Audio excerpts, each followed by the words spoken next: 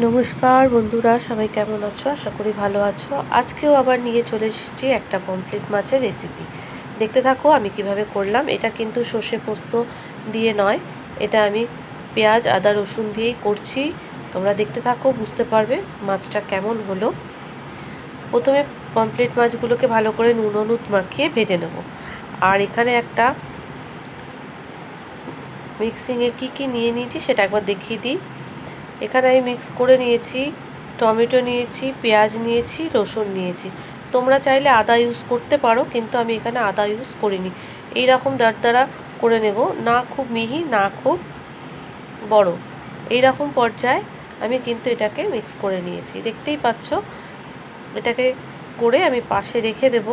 এই ভিডিওটা তোমরা যারা দেখছো নতুন, তাদেরকে বলবো একটা সাবস্ক্রাইব করে পাশে থেকে যেও।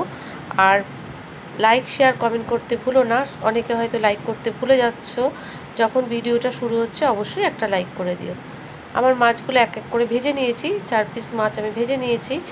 আর এখানে 4টে কাঁচা লঙ্কাও নিয়ে নিয়েছি। আর এখানে দেখতেই পাচ্ছ, যেটা আমি পেস্ট করেছিলাম, একদম মিহি পেস্ট করিনি, সেটাকেও নিয়ে নিয়েছি।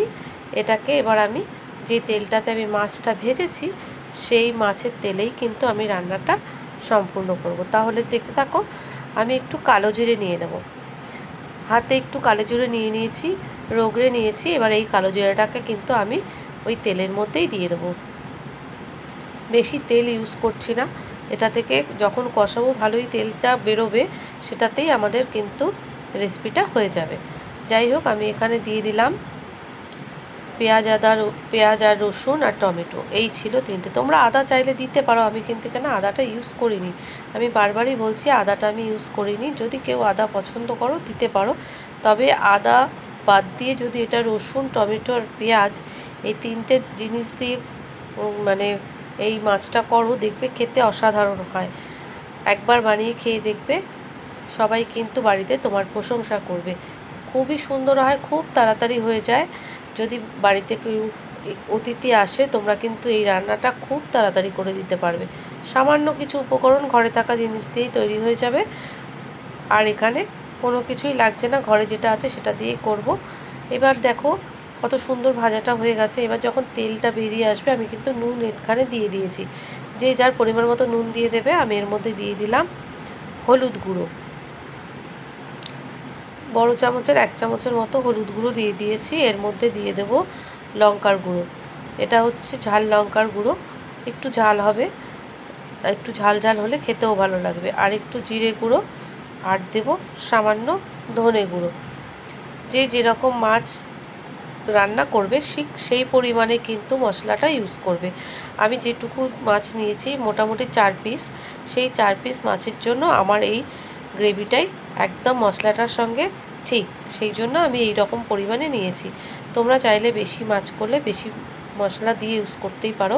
আর এটা দিলাম কাশ্মীরি লঙ্কার গুঁড়ো, আর কিছুই নয়। এবার কিন্তু এটাকে বেশ ভালো করে কষাতে হবে, একটু টাইম ধরে কষাতে হবে। আমি যেহেতু এটা জলে ভিজিয়ে রাখিনি মশলাটা, সেই জন্য কিন্তু একটু গরম জল দিয়ে দিলাম। এবার মশলাটা এর মধ্যেই ভিজে যাবে। এইবার আস্তে আস্তে এটাকে ভালোভাবে কষিয়ে নেব। কষাতে কিন্তু একটু বেশ ভালোই টাইম লাগবে, যতক্ষণ না তেলটা ছেড়ে আসে ততক্ষণ পর্যন্ত কিন্তু এটাকে ভালোভাবে কষিয়ে নিতে হবে। দেখতে দেখতেই কিন্তু কষানো আমার অলরেডি হয়ে এসেছে, দেখতেই পাচ্ছ কড়ার তলা থেকে একদম ছেড়ে গেছে।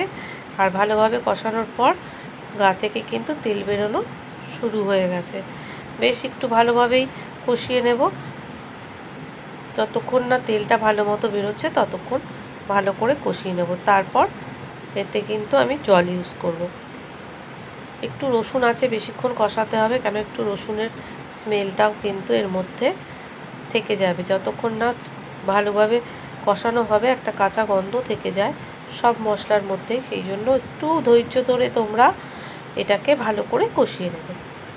কষাতে কিন্তু একটু টাইম নেবে, যাতে এটা মশলাটা পুড়ে না যায়। খুব জোরে আঁচে না, আবার খুব কম আঁচেও নয়, বেশ মিডিয়াম আঁচে রেখে এটাকে কিন্তু ভালোভাবে কষাতে হবে।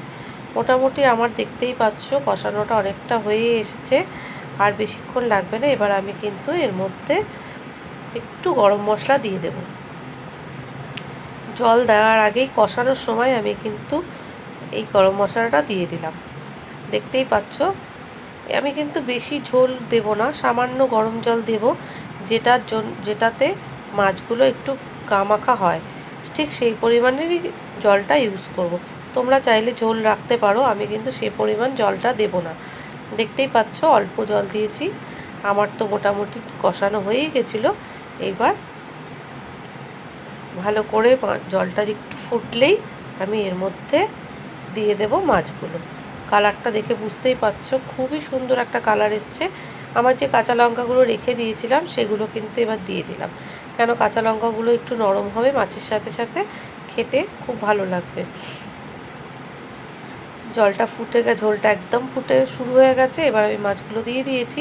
পমফ্রেট মাছ এমনি নরম মাছ, বেশিক্ষণ ফোটাতে লাগে না, সেই জন্য যেটুকু ঝোল দরকার ঠিক সেইটুকুই দিয়েছি। এবার ভালো করে নেড়ে ছেড়ে একটা ঢাকনা দিয়ে আমি 5 মিনিটের মতো রেখে দেবো। 5 মিনিট পর ঢাকা খুলে দেখাচ্ছি তোমাদেরকে কালারটা কত সুন্দর হয়েছে। দেখতেই পাচ্ছ একদম গামাখা হয়ে গেছে, মাছগুলো নরম হয়ে গেছে। এবার কিন্তু আমার রান্না কমপ্লিট। দেখতেই পাচ্ছ কত তাড়াতাড়ি কত সুন্দর একটা রান্না হয়েছে।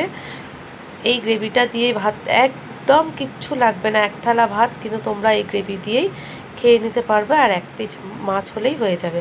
তাহলে আমার ভিডিওটা কেমন লাগলো লাইক কমেন্ট শেয়ার করতে ভুলো না।